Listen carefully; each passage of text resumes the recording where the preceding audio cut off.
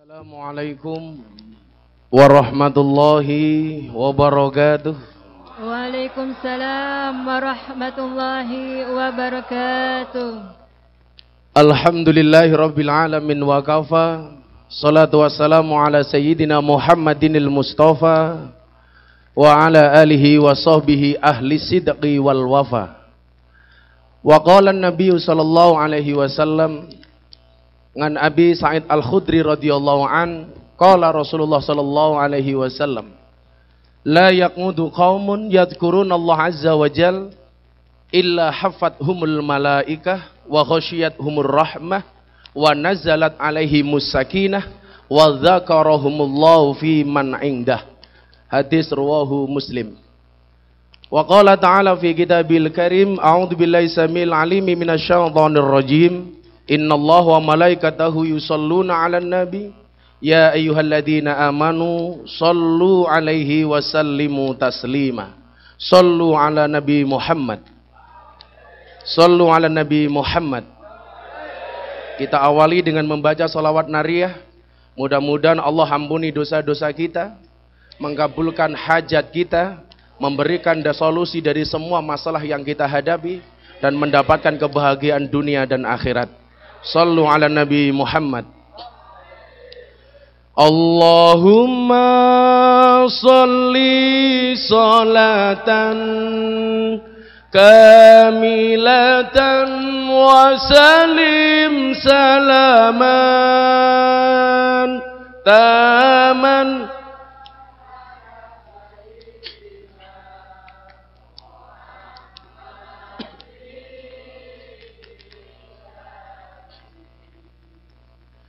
tanhalu bihil qadu wa tanfariju bil kurabu wa tuqada bil hawaiju wa tunalu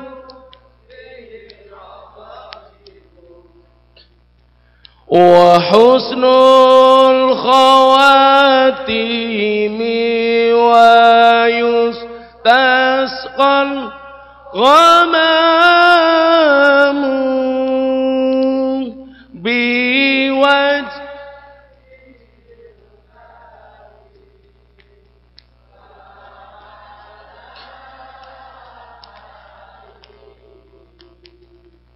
wa sahbihi kulli lamhati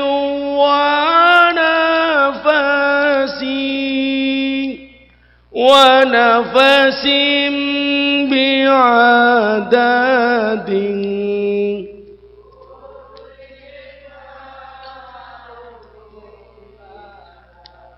Sallu ala Nabi Muhammad. Yang sangat saya muliakan dan saya apresiasi luar biasa pabrik Tongyang yang memberikan kesempatan kepada kita untuk di sini. Mudah-mudahan pabriknya bisa semakin berkembang. Para jenderal-jenderal bintang piro to? Pak Lurah dan semua yang hadir, Bapak Ibu, seluruh karyawan baik Tongyang maupun non Tongyang, juga kawan-kawan Iwamit. Kok tambah lemu toh kowe? Bapak Ibu dan seluruh panitia yang saya hargai, teman-teman band dari trotoar, subhanallah, pasukan GPK gondrong penuh kutu.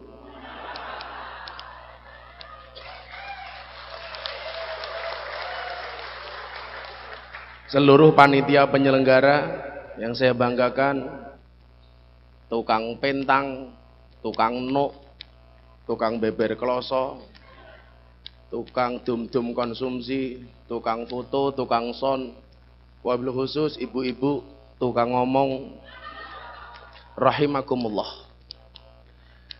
Kenapa tadi saya awali dengan membaca sholawat nariyah? Ini sekalian ijazah untuk semua yang ada di Taiwan. Sholawat itu ketika dibaca oleh siapapun dengan hajat apapun, dimulai dengan membaca sholawat, Allah tidak akan pernah menolak semua doa yang kita minta kepada Allah Subhanahu wa Ta'ala.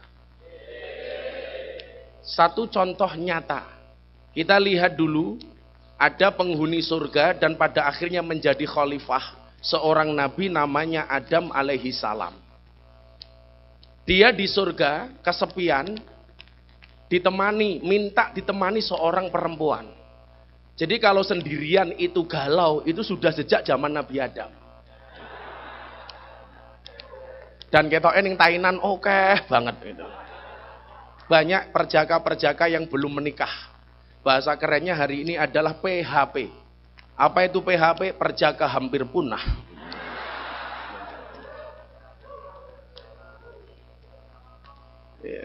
Wonge ya tekoi, ya melu guyu. Jadi eman-eman lak sunat.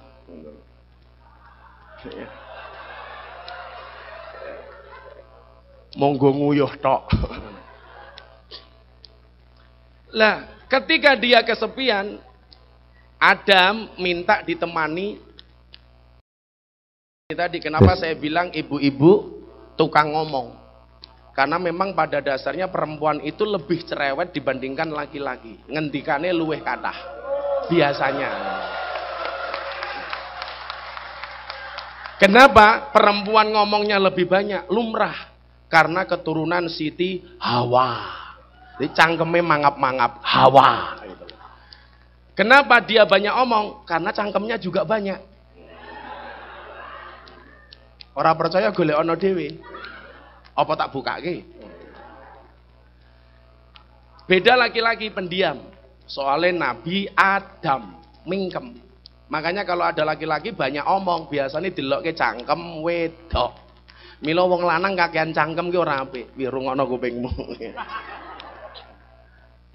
Akhirnya apa? Mereka berdua tinggal begitu mesra. Loh. Sangat-sangat mesra.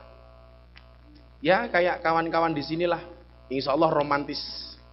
Ngerokok makan gratis maksudnya. Sampai satu ketika datanglah rajanya setan yang namanya iblis. Menggoda mereka berdua di dalam surga. Apapun yang dilakukan oleh Nabi Adam dan Siti Hawa di dalam surga itu sah. Kecuali cuma satu. Fala taqraba hadhihi syajarah. Jangan mendekati pohon ini kata Allah. Tapi apa yang dilakukan oleh setan? Fazallahuma syaitan. Setan kemudian menjerumuskan mereka. Siti Hawa dibujuk oleh setan, kemudian Hawa membujuk Nabi Adam. Jadi mas-mas yang laki-laki jangan kaget kalau perempuan itu kerjaannya menggoda. Itu dari dulu.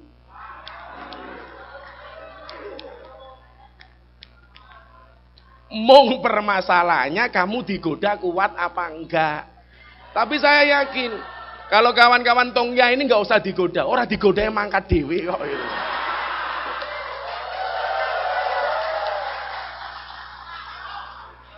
Nyah-nyoh matamu, nyah-nyoh.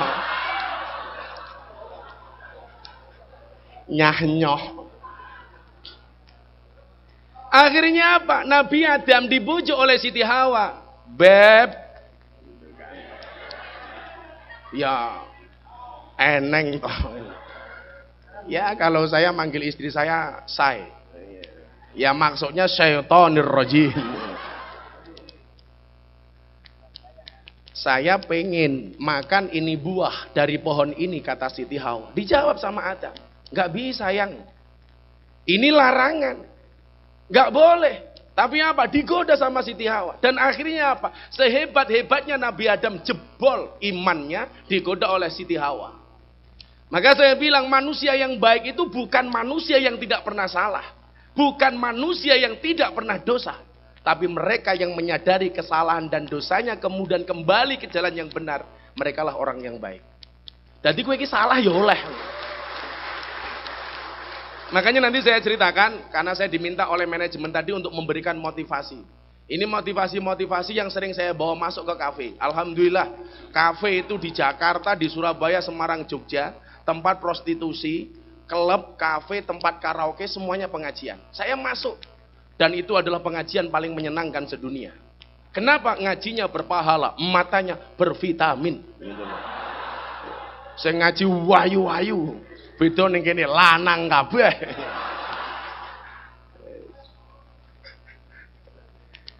Akhirnya apa? Terbujuklah si Adam ini dengan godaan si Hawa. Oke, kalau memang seperti itu maksudmu, saya akan ambil buah itu kemudian dimakan bareng. Akhirnya apa? Nabi Adam dan Siti Hawa dibuang dari surga oleh Allah Subhanahu wa taala. Nanti di sini akan saya sampaikan ini bedanya Adam dengan iblis. Akhirnya apa? Nabi Adam dibuang ke ujung barat di satu negara namanya Mesopotamia. Siti Hawa dibuang ke negara bagian timur di satu negara namanya India. Jadi bainal masyriq wal maghrib, antara timur dan barat mereka berpisah. Akhirnya apa? Nabi Adam kangen. Lah ini Bu, bedanya suami dulu dengan sekarang. Kalau suami dulu begitu pisah kangen, suami sekarang belum pisah nyari lagi, Bu. Makanya kalau di Jawa Timur, saya kan Ponorogo, lahir di Lampung, hidup di Jogja. Saya kemarin ngaji di Lumajang, mereka bilang, "Gus, kalau Anda istrinya baru satu itu bukan kiai, tapi ustadz. Kalau istrinya dua, syekh. Contohnya Syekh Puji. Kalau kiai istrinya 3 atau 4. Kalau istrinya 8, eyang. Contohnya eyang subur." Saya tanya lah, kenapa eyang subur tuh giginya kok habis, untune kontek ngopo? Soalnya kakean mentril.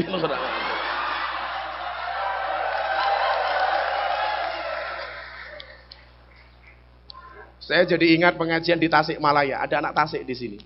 Di Tasikmalaya. Saya bilang, kalau ada musibah begini-begini termasuk angin puting beliung. Lah saya ditanya, "Gus, bahasa Jawane angin puting beliung ki opo?" Saya bingung toh mau tak jawab. Kok nggak enak, nggak dijawab kok ditanya. Dia ngeyel, akhirnya saya jawab. Angin puting beliung, bahasa Jawanya adalah angin pentil muter-muter.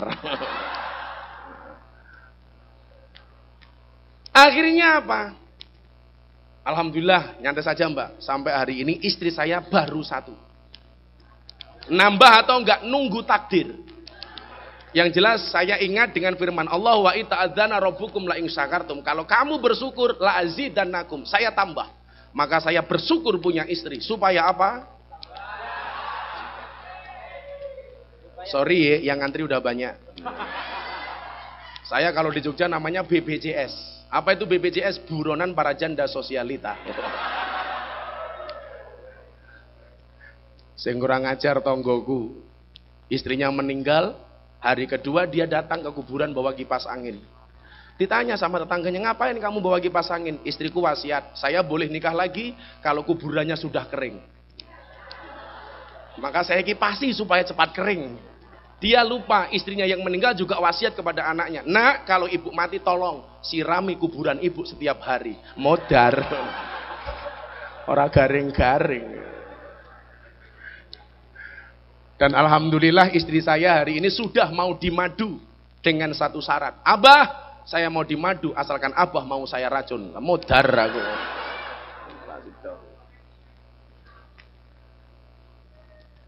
Wih, ning kene ora nakal-nakal cah, ora neko-neko. Golek-golek aja. Lah golek-golek mbok aku melu. Akhirnya apa? Nabi Adam berdoa sama Allah, "Ya Allah ya Rabb, saya kangen dengan istriku Siti Hawa. Tolong pertemukan aku dengan istriku Siti Hawa." Doanya mardud. Apa itu mardud? Ditolak oleh Allah. Mereka nggak bisa berjumpa. Dalam riwayat disebutkan Nabi Adam itu berdoa sampai 200 tahun. Minta supaya ketemu dengan istrinya Siti Hawa. "Ya Rob, saya kangen." Mereka berjalan. Nabi Adam berjalan ke timur, Siti Hawa berjalan ke barat. Setiap berjalan, Nabi Adam sambil bernyanyi. "Aku telah berjanji." Nabi Adam kok gaul men gitu. Siti Hawa dari kejauhan, "As-saloleh." Malaikatnya bengok, "Buka titik."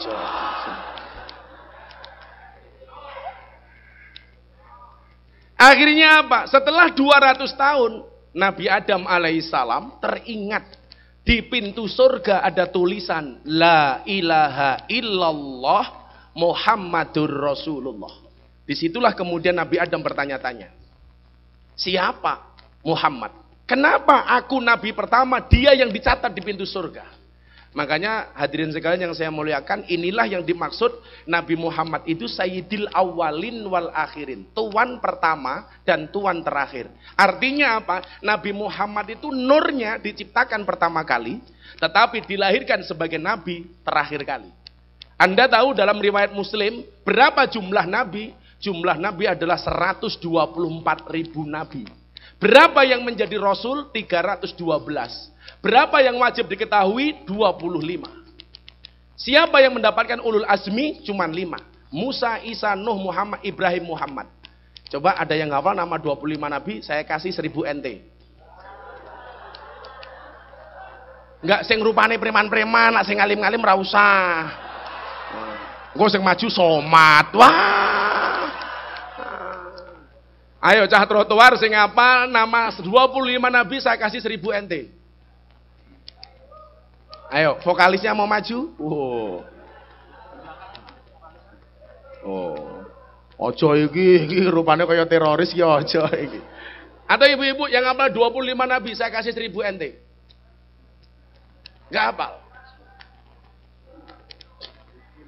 Isin enggak apa-apalah daripada ISIS. Akhirnya apa? Nabi Adam alaihissalam kemudian mengangkat doanya dengan berdoa, "Ya Allah ya Rabb, dengan kemuliaan nama Muhammad yang tercantum di pintu surga, tolong pertemukan aku dengan istriku Siti Hawa. Ya Allah, please deh." Akhirnya apa? Luar biasa. Doanya Nabi Adam ketika diawali dengan membaca nama Muhammad. Ya Allah ya Rabb, demi kemuliaan nama Muhammad yang tercantum di pintu surga, tolong pertemukan aku dengan istriku Siti Hawa. Langsung dibalas oleh Allah. Adam, selamat. SMS Anda diterima. Akhirnya Mbak, Nabi Adam ketemu dengan Siti Hawa di mana? Di satu tempat yang namanya Jabal Rahmah, yang tepatnya berada di Padang Arafah, Arab Saudi. Saya doakan semuanya bisa hadir ke Mekah dan ke Madinah. Yakin lah mau ngamin tok orang mangkat. Pokoknya yakin. Pokoknya amin. Akhirnya disitulah mereka berdua bertemu. Artinya apa? Anda tahu, Nabi Adam 200 tahun doanya ditolak. Mandi ketika membaca nama Muhammad. Artinya kalau hari ini sampean punya hajat, cukup awalilah doamu dengan membaca sholawat. Allah akan mengijabahnya. Anda yang punya anak di rumah, sholawati dari sini. Ya Allah ya Rabb, demi kemuliaan nama Muhammad, jadikan anak-anakku di Indonesia soleh-solehah dzurriyyatan thayyibah. Al-Fatihah. Keren. Yang belum punya istri, ya Allah ya Rabb, demi kemuliaan nama Muhammad, siapapun jodohku ya Allah, sing penting lanang. Al-Fatihah. Sing donga sing wedok, bro, gitu loh. Jangan sampai loh, anak-anak di sini BMI banyak yang LGBT loh. Wah, di Jogja banyak banget. Saya kemarin baru ngajak umroh anak banci. Tanya sama saya, Gus, nanti di Mekah boleh nggak satu kamar dengan Gus? Matamu moh aku. Ayah, jempol kuwi iso teles kabeh. Begitu saya ajak tawaf, tanya, Gus, caranya gimana? Gampang, itu ada lampu hijau, di sana ada Hajar Aswad. Kita ucapkan salam sama Ka'bah, Bismillah, Allahu Akbar. Cukup seperti. Maka kita bahagia banget itu loh jadi orang Islam. Begitu 11 bulan kita sibuk bekerja, Allah kasih fasilitas Ramadan, subhanallah. Dan yang luar biasanya lagi, di situ Allah menyambut kita dengan bahasa yang luar biasa. Ya ayyuhalladzina amanu. Derajat kita sudah naik, bro, dari muslim menjadi mukmin. Makanya kenapa berpuasa itu diwajibkan kepada orang mukmin. Orang yang mau berpuasa itu orang mukmin, muslim orang mesti. Tapi saya yakin mayoritas yang datang ini KTP-nya Islam. Yang KTP-nya Islam saya doakan masuk surga. KTP nih. Wong ya mbuh kok.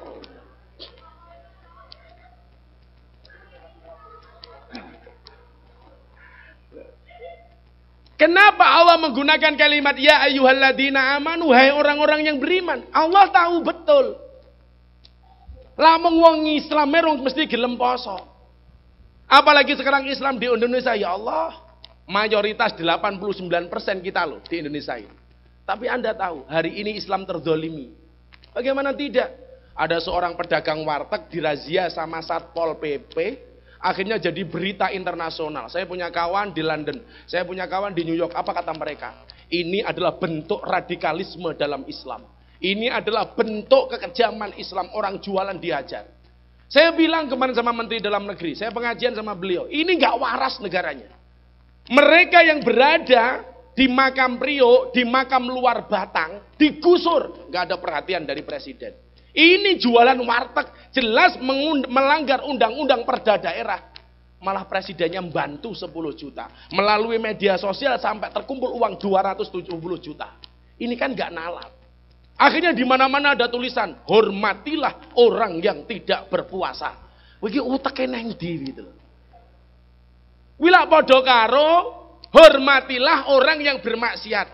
Mereka yang punya SIM harus menghormati mereka yang tidak punya SIM. Halo, mereka yang berhijab harus menghormati mereka yang buka-bukaan. Ini aneh negara kita hari ini. Kalau kemudian dibantah, la ikraha fiddin, tidak ada paksaan dalam beragama, Gus. Kamu salah. Salah penempatan dalil. Yang dimaksud tidak ada paksaan dalam beragama, orang Islam tidak boleh memaksa siapapun yang non-Islam untuk masuk ke dalam Islam.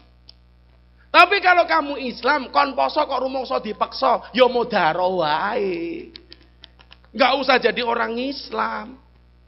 Bilang saja, ya Allah saya orang Islam tapi saya belum kuat berpuasa. Gitu saja, jangan mengatakan kemudian saya dipaksa. Ini gak nalar ini Mas. Di Jogja, di Jakarta, hormatilah orang yang tidak berpuasa. Hormatilah orang yang tidak berpuasa. Kasihan bingit sekarang orang Islam di Indonesia. Itu di situ kadang saya merasa sedih. Kalau saya baca di jalan-jalan, hormatilah orang yang tidak berpuasa, saya langsung ngelus dodo. Dodone bojoku. Ya Allah.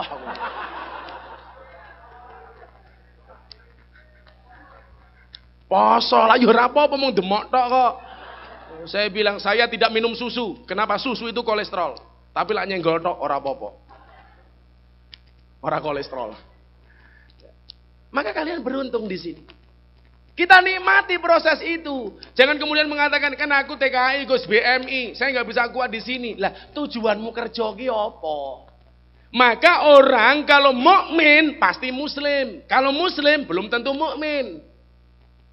Kan begitu. Islam belum tentu iman, iman pasti Islam. Garam itu asin, tapi tidak semua yang asin itu garam. Contoh nih, upil. Ora percaya rasakno. Jadi, kowe engko lak mangan kurang asin tambahi uyah kok ya upil lho. Jijiki.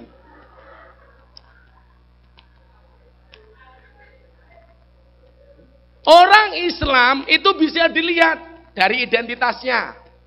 Nama umpama nih Windy, agama Islam. Orang percaya Windy itu orang Islam hanya dilihat dari KTP-nya. Sekarang malah aneh lagi, Menteri Dalam Negeri mengusulkan kolom agama dalam KTP dihapus. Wiki ge usulan model apa meneh? Katanya diskriminasi bagi mereka yang non Islam. Loh, saya bilang kamu orang Kristen, KTP-mu ada agama Kristen, bangga dong. Kamu orang Islam, KTP-mu ada kolom agama Islam, bangga. Kok dikira diskriminasi dari mana? Saya nggak setuju kalau kolom agama dalam KTP dihapus. Tapi kalau yang dihapus kolom kawin atau belum kawin, saya setuju. Saya heran kok saya itu. SIM ada masa berlakunya. KTP ada masa berlakunya. Surat nikah gak ada masa berlakunya. Tak golek kok ra ono to bun aku. Orang Indonesia itu aneh. Katanya surat bentuknya kartu, katanya kartu bentuknya surat. Surat izin mengemudi bentuknya kartu. Ya kan begitu, kartu keluarga bentuknya surat. Lah ya pekok banget apa pemerintah itu.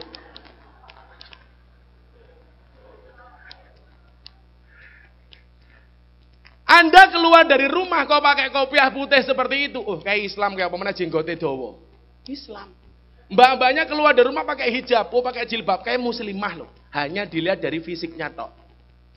Tapi dari mana Anda mau dikatakan sebagai orang beriman? Dilihat dari apanya? Dari pakaiannya. Siapa? Ini sekalian. Tolong dibedakan mana budaya, mana agama. Kesalahan orang-orang kita itu dalam beragama, itu kadang-kadang tidak bisa membedakan mana budaya, mana agama. Contoh, orang Indonesia hari ini soal fashion, kiblatnya kemana? Ke Mekah, ke Arab Saudi, ke Medina. Sementara orang Arab Saudi itu kiblatnya kemana? Amerika. Kenapa? Karena mereka salah memahami mana budaya, mana agama. Saya mau tanya, nutup aurat itu budaya apa agama? Agama. Cara menutup aurat itu budaya apa agama? Budaya. Orang Arab Saudi tutup auratmu, mereka menutup badannya pakai apa?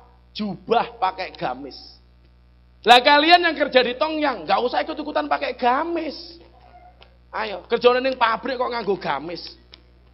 Iso keserimpet manukmu. Iya kan? Lawang bocah Yogya umpamane gaweane ngeduk pasir kok nganggo jubah. Ya silite iso kebak pasir. Wong narik becak lho, nganggo jubah. Wo, narik rem iso salah.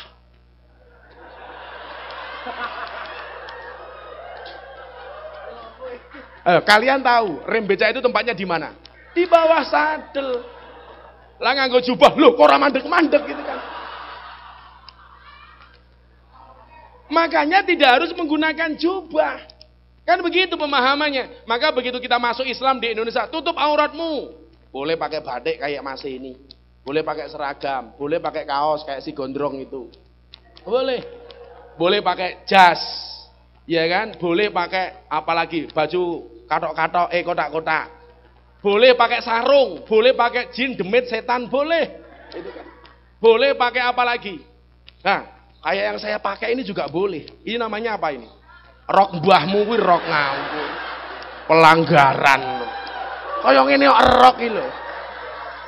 Menghina sekali. Aku mau munggah panggung mas-masing ngrasani kiai ini katoke kaya bakul sate Madura. Saya tanya, ini namanya apa? Kok kulot iki lho ngawur. Ini namanya tokrung.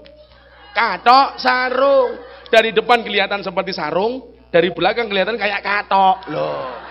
Tak buka yo ora apa-apa. Lah, ora apa-apa gitu. Ini budaya. Boleh-boleh saja. Enggak harus kemudian pakai jubah. Lah, orang Arab Saudi, tanya Mas Dika yang dulu pernah kerja di sana, Mas Budi ini.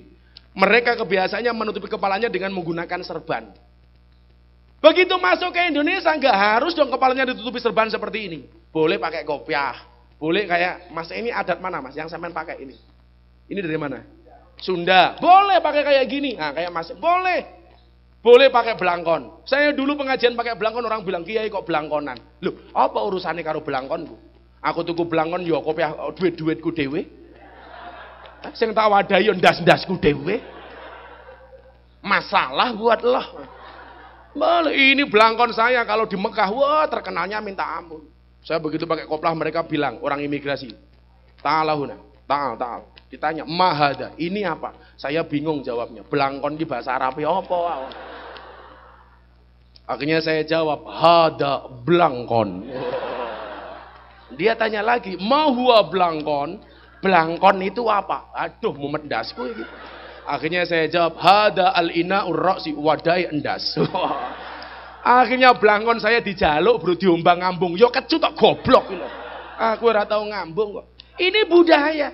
Jangan kemudian Anda yang pakai songkok hitam mengatakan iki lo Islam. Salah. Itu budaya nasional. Maka namanya songkok nasional. Bukan songkok Islam. Gak pakai kopiah gimana? Yo ora apa-apa. Gak apa-apa. Pakai kopiah putih boleh. Tapi jangan mengatakan ini Islam. Itu budaya bro. Sama kayak orang perempuan Arab Saudi. Mereka menggunakan apa yang namanya burqah. Burqah itu apa? Cadar. Tutupi wajah seperti ini. Saya mau tanya. Wajah itu aurat apa bukan? Perempuan itu auratnya seluruh tubuh kecuali muka dan dua telapak tangan. Kenapa orang Arab Saudi itu perempuannya menggunakan burqah? Karena di sana cuacanya ekstrim. Kalau panas sampai 50 derajat. Kalau dingin sampai 3 derajat bahkan 2 derajat. Maka kemudian mereka menutupi wajahnya. Kenapa? Karena di Arab Saudi itu kecantikan gak seperti di Indonesia. Kalau di Indonesia kan banyak. Dulu ibu-ibu kita menggunakan bedak FIFA nomor 4. Sekarang banyak lagi modelnya. Krem malam, krem pagi, skin toner, blush on, walah macam-macam. Wah, apa lo pada kayak gitu. Mau wedok-wedok saiki bro, teknologi ini ngeri. Iki kerok ganti buntut kalau jengking. Wah. Idepe disambung ala Sahrini cetar membahana. Sing kiwa sak senti, sing tengen sak meter. Wah. Wis bedaan nganggo abang-abang blush on. Sing rumangsa mrongos untune dikawati. Untu kok dipasangi tralis gitu. Jijik. Ingat, merongos itu adalah mingkem yang tertunda. Mereka menggunakan seperti ini ya lumrah wong panas. Lagian apa? Yang dimakan cuman kurma, buah tin, buah zaitun. Jadi walaupun cangkemnya ditutupi, iso masuk ke ini. Apa namanya makanan. Lah wong Indonesia panas banget ya ora adem ya ora nganggo burqa. Padahal gaweane dodol brambang. Ya Allah. Sekilo pinten? 5.000. Taiwan gayane wis sok ngartis kae. Oh, walah ora pantes. Iya toh. Kowe kirene golek duit rasane neko-neko, wedok gayane begitu kon desa ora kenal apa-apa lah. Mbiyen mangkat ning Taiwane sandale mung swalo. Selen pisan gitu. Iya kan? Saiki wala-ala basane kene ngeroh oleh duit itu buka-bukaan. Wah, roke sakmene umpamane. Ora pantes wong sikilmu gede kok ora pantes. Kan ya kaya SGM to sikil gebuk maling to. Kan ora pantes gitu loh. Nganggo legging kaya jaring. Ngono ki apa kuwi? Kuwi sing delokke ora nafsu malah muntah-muntah tenan wis. Ya biasa-biasa aja keles. Kan gak harus seperti itu toh. Anda berhijab cantik-cantik seperti ini ya Allah, kan keren.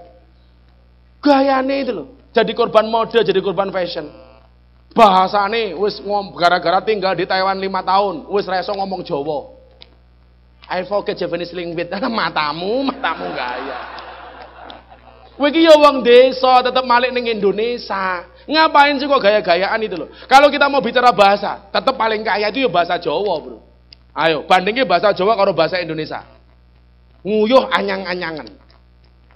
Bahasa Indonesia ini apa? Maksudnya tawar pipis tawar menawar lah, ya ora ono to. Ora ono. Anyang-anyangan ora ono bahasa Indonesia ini, ora ono, Bro. Bahasa Jawa bandingnya bahasa Inggris. Jatuh bahasa Inggrisnya apa? Cuman satu, fall. Bahasa Jawa nih tergantung tibone neng ndi. Tibone ngiwonengen jenenge kebanting. Tibone ning ngarep jenenge njlungup, tibone ning mburi jenenge ngeblak. Tiba ketitik jenenge kepleset. Ayo bandingke bahasa Inggris. Sing ditandur ning sawah ke jenenge apa? Pari. Pari bahasa Inggrisnya apa? Rice. Pari ana wohe jenenge apa? Gabah. Gabah bahasa Inggrisnya rice. Gabah siji jenenge apa? Las. Bahasa Inggrisnya rice. Gabah digiling jenenge beras. Beras bahasa Inggrisnya rice. Beras tugel jenenge apa? Menir. Menir bahasa Inggrisnya apa? Rice. Beras dimasak jenenge apa? Sego. Sego bahasa Inggrisnya rice. Sego siji jenenge apa? Upil. Upo. Upo. Bahasa Inggrisnya apa? Rice. Ayo. Masak gosong jenenge apa? Intip. Bahasa Inggrisnya rice. Sego wingi jenenge apa? Wadang. Bahasa Inggrisnya rice. Sego dipepe jenenge apa? Karak. Bahasa Inggrisnya rice. Loh, ora sugih piye bahasa Jawa iki. Iya sugih banget kok. Ayo. Bahasa Jawa bandingke bahasa Arab, mangan. Bahasa Arabnya cuma satu, akalayak kulu, madiang. Bahasa Jawa nih mbok 10 ono. Dahar. Urung-urung badok, urung. Semangat banget urung-urung badok. Dahar, nedi, mangan, maem, nguntal, badok, gaglak, nyekek, nutul, lah macam-macam. 10. Ono. Sinten nih kok Pak Kiai nembe napa? Dahar. Oh. Sapa kae? Somat nembe apa? Badok. Umpamane, Mat, umpamane. Ya somat dahar lah. Mosok yang nguntal ora lah. Sing pas yang gaglak lah. Kan gitu. Oh, saya kurang ajar, tamu saya dari Australia belajar ngaji, tanya tentang Isra Mi'raj. Dia pengen tahu rasionalitas Isra Mi'raj. Sama istri saya disuguh sayur bung karo godhoke telo. Begitu makan sayur bung, dia tanya, "What is this?" Iki apa? Saya mikir, bung iki bahasa Inggrisnya apa? Akhirnya saya jawab, "This is a bung." Dia tanya lagi, "What is the meaning of bung?" Bung itu apa? Saya jawab, "Bung is the young bamboo." Bung itu adalah bambu muda. Jawaban dia apa? Amazing. Bambu muda saja enaknya kayak gini, apalagi yang tua. Wah.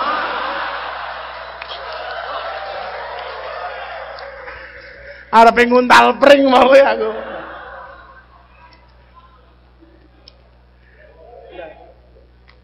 Jadi apa? Ya kalian tinggal di Taiwan jangan kehilangan identitasnya dong. Tetap saja jadi orang Jawa yang katrok, nggak apa-apa.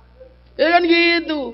Makan yang Taiwan, malu ngaji, abi umi. Aduh, biasa-biasa saja. Dan orang dianggap beriman tidak dilihat dari bahasanya yang abi atau umi. Atau dilihat dari pakaian yang seperti apa. Atau mereka yang punya jenggot kayak saya. Bukan. Apalagi di Indonesia itu kan banyak macam-macam sekarang. Punya jenggot gak punya kumis, jarene kaya wedhus. Gitu kan. Duwe kumis ra duwe jenggot, jarene kaya lele. Lak cilaka to kuwi. Ayo. Ayo. Tak cilaka to. Padahal ku yo jenggoten yo kumisen. Wah, berarti yo wedhus yo lele kuwi lho. Islam itu tidak dilihat dari ininya, iman itu. Tidak dilihat dari kumisnya. Di Indonesia itu ya Allah, sekarang aliran Islam macam-macam. Ada FJR, From Jenggot Rasul. Ada RCTI, rombongan celana tinggi Indonesia. Ada Al Kacong, aliran Katok Congklang. Tapi kalau Tongyang ini paling banyak alirannya KMT. Apa itu KMT? Kelompok mangan terus. Tidak bisa dilihat dari ininya. Apa orang beriman itu dilihat dari jidatnya yang hitam? Halah, sopo kondo. Tonggoku iki bathuke ireng. Ora mergo sujud diantemi bojone. Dan saya bilang, min asari sujud, bekas sujud itu bukan jadat yang hitam, kuwi malah pamer. Ayo. Bukan jidatnya yang hitam, itu bukan bekas sujud. Lah somat kuwi sak rai ireng kabeh.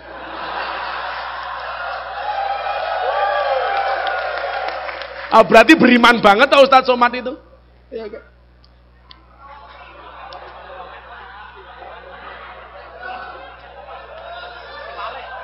Jadi min asari sujud itu bukan ininya yang hitam. Kan mesake sing ireng-ireng kaya Ustaz Somad. Santai saja, Tat. Jangan galau, Tat. Enggak apa-apa. Kalau orang Islam itu dilihat dari jenggotnya, ya mbak-mbak enggak ada yang beriman dong. Kalau orang beriman dilihat dari jenggotnya. Wong sing dawa keleke tok. Lah malah randuwe. Ayo. Bukan dari ininya, bukan dari ininya. Tapi orang beriman tuh dilihat dari apanya kan begitu. Kita akan masuk nanti ke tema motivasi. Orang beriman ciri-cirinya bisa kita lihat dalam surat Al-Anfal ayat 2. Surat Al-Anfal ayat 2 nanti yang punya Quran dibuka. Ini loh orang beriman itu. Innamal mu'minuna alladzina idza dzukirallahu wajilan qulubuhum wa idza tuliyat 'alaihim ayatuhu zadatuhum imanan wa 'ala rabbihim yatawakkalun. Orang beriman tidak bisa dilihat secara fisiknya, maka saya tidak mau menghakimi orang itu karena fisiknya. Oke, gondrong mesti penjahat sing kondo sapa? Kok rambutnya dicat abang? Ya ora apa-apa. Yang tidak boleh itu rambut sudah putih dicat menjadi hitam. Mau cat rewo-rewo ya ora apa-apa, kene abang, kuning, hijau, ora apa-apa. Undang-undangane bangjo ora apa-apa. Boleh kok. Saya tidak mau menghakimi orang hanya gara-gara tatonya. Ya wis ora apa-apa to. Orang yang punya tato salatnya tidak diterima oleh Allah. Lah kowe iki malah dadi Gusti Allah dhewe. Anggap saja itu batik natural. Batik alami. Wong rata-rata kita juga punya tato, kok tato emping. Panu. Kadas. Saya ditanya, Ustadz gimana saya tobatnya orang punya tato? Gampang. Jangan nambah tato, itu namanya tobat. Saya tuh ngajak orang umroh, satu tubuhnya ini penuh dengan tato. Yang tidak ditato cuma satu tok, alat kelaminnya tok. Begitu dia tawaf di Ka'bah, di belakangnya ada orang Jawa. Lah, yang saya ajak ini wajahnya kayak orang Nepal. Tatonya banyak, pakai baju ihram nggak ditutup. Dari belakang ibunya bilang, "Iki mesti mantan penjahat." Ini yang tatoan di depan Ka'bah, tengok belakang, matamu ora yo gitu loh. Di depan Ka'bah misuh bajigur to aku. Jangan dilihat dari tatonya. Tapi ya itulah, kemudian kalau bikin tato ya kira-kira lah. Saya nggak bisa melarang, cuma bisa mengingatkan. Yang kira-kira pantas. Lah mbak-mbak bikin tato cecak di atas payudara. Kue saiki seksi, begitu kamu besok punya anak kabeh melar. Wah, mbiyen cecak, begitu kue bareng mana, boyo, kuwet. Jijik itu. Saya masuk dunia malam di Jakarta, di Jakarta Utara ada kafe besar. Kalau kawan-kawan pernah dengar namanya Alexis. Saya masuk ke sana, ya Allah, ada perempuan di sini ditato. Apa tulisannya? Dijamin halal. Masya Allah. Nyoh. Bukan dilihat dari itunya. Aku ora urusan kok cah awakmu nganggo anting gede umpamane kene nganggo mangkok bahkan pelek digantung ning kene umpamane. Kuwi kuping-kupingmu dhewe kok itu. Tidak dilihat dari itunya, apalagi dari sukunya, bukan. Coba dibaca Al-Hujurat. Inna khalaqnakum min dzakari wa unsa.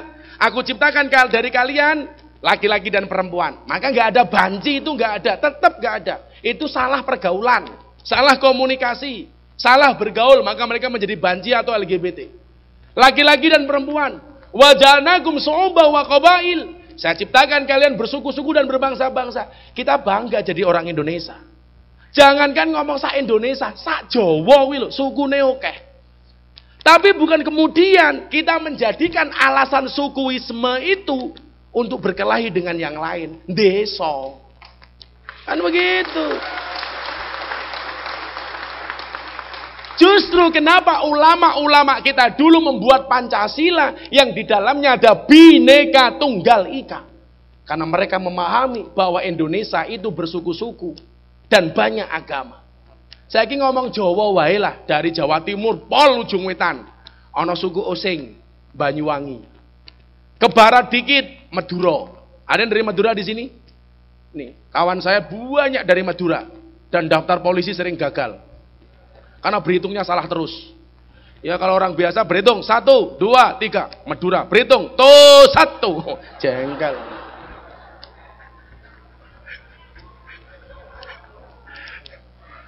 Ada Madura, ini luar biasa dengan segala kearifannya. Di sana ada ulama besar namanya Syekh Ahmad Khalil Al-Bangkalani. Ngulon titik cah ono bahasa Surabaya. Dancuk gitu Surabaya. Itu kearifannya. Ke barat lagi ada Jogja Solo yang katanya orang halus. Jogja Solo, panjenengan kulo, panjenengan dalem dan lain sebagainya. Ke barat lagi ada Kebumen, Banyumas, Cilacap, bongso ngapak-ngapak ini. Ada orang Jogja main ke monumen Jogja kembali, pulang cerita sama istrinya, nang Jogja iku ana monumen, arane monumen Jogja balik maning. Ya Allah, monumen Jogja balik maning.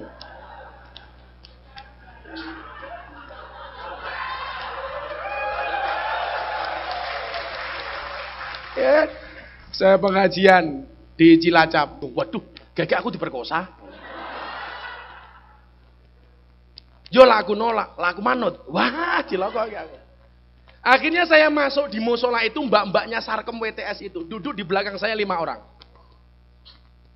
Begitu saya sholat, mereka mendengarkan bacaan yang tadinya sir pelan, saya baca jahar kencang. Setelah Fatihah saya ingat betul saya membaca surat Al-Muzammil waktu itu tahun 2001. Kok mbak-mbaknya nggak pergi? Akhirnya saya bacakan surat ini. Ya ayyuhal muzammil qumil laila illa qalila nisfahu aw inqus minhu qalila aw zid alaihi warattilil qur'ana tartila inna sanulqi alaika qawlan saqila. Anda tahu mbak-mbak PSK itu nangis semua di belakang saya. Saya kaget, ini WTS loh, PSK loh. Orang bilang lonte loh. Kalau Jawa Timur namanya apa? Di Surabaya itu? Begenggek loh. Tekyan loh, tekyan. Nangis. Saya mikir, ini kok bisa WTS nangis dengar orang ngaji. Akhirnya saya sujud rakaat pertama. Begitu rakaat kedua saya baca Fatihah, saya ikut-ikutan nangis. Kenapa saya nangis? Apakah karena saya ingat dosa? Enggak, gengsi. Mosok WTS nangis kok aku ora.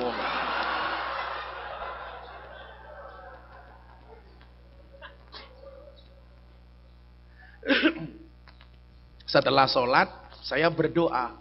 Mereka mengaminkan, Mbak. Saya bilang, Allahumma nawwir qulubana binuril iman. Ya Allah, terangilah hatiku dengan cahaya iman. Allahumma nawwir qulubahum binuril Islam.